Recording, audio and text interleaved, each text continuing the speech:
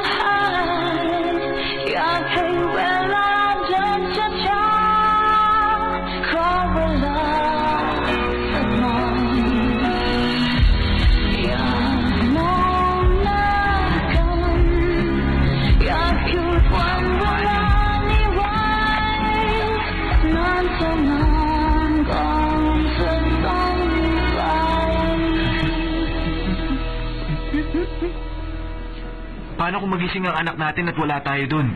Iiyak ba siya? Huwag ka mag-alala. Hindi siya nagigising sa madaling araw. Nak, tingnan mo. 10 sentimo, isang bola. Kung mapapatumba mo lahat, sa'yo na ang manika. Panoorin mo ako mabuti. Warm up lang yun. Para sa'yo to, ha? Malapit na yun. Tingnan mo to. Ayun! Yes! Sige na!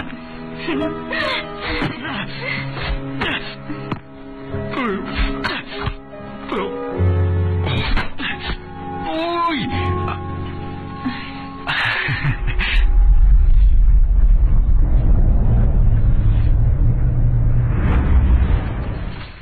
Tingnan mo, fireworks! Wow!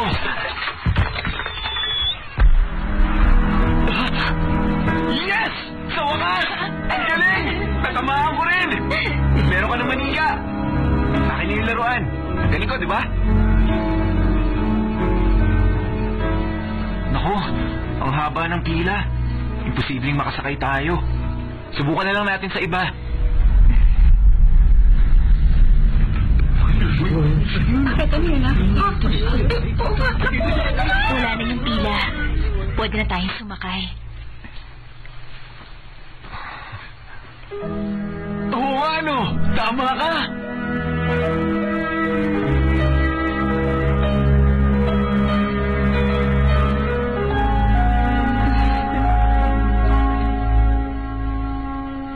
Nak, mahal mo ba ako? Ano bang tanong yan? O bakit? Sabihin mo, hindi mo na ba ako mahal? Mahal, siyempre. Mahal na mahal? Mahal na mahal. Mahal na mahal na mahal.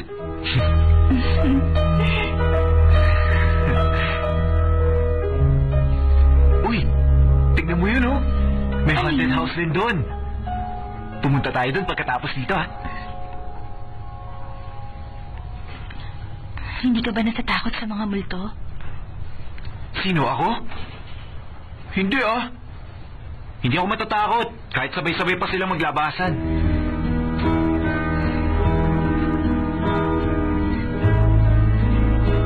Nak, mahal.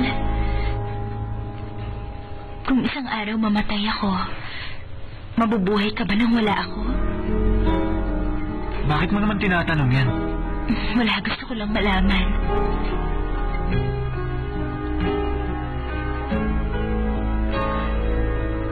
Hindi, ayoko.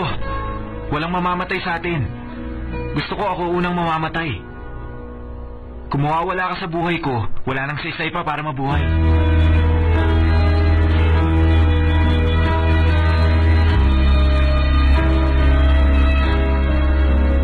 Pero kung ako ang unang mamamatay, pagpapalit mo ba ako? Maghahanap ka ng ibang asawa?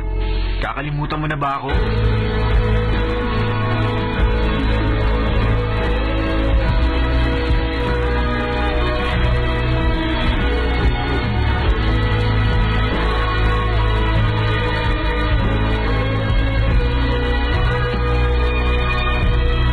Halika, pumasok na tayo.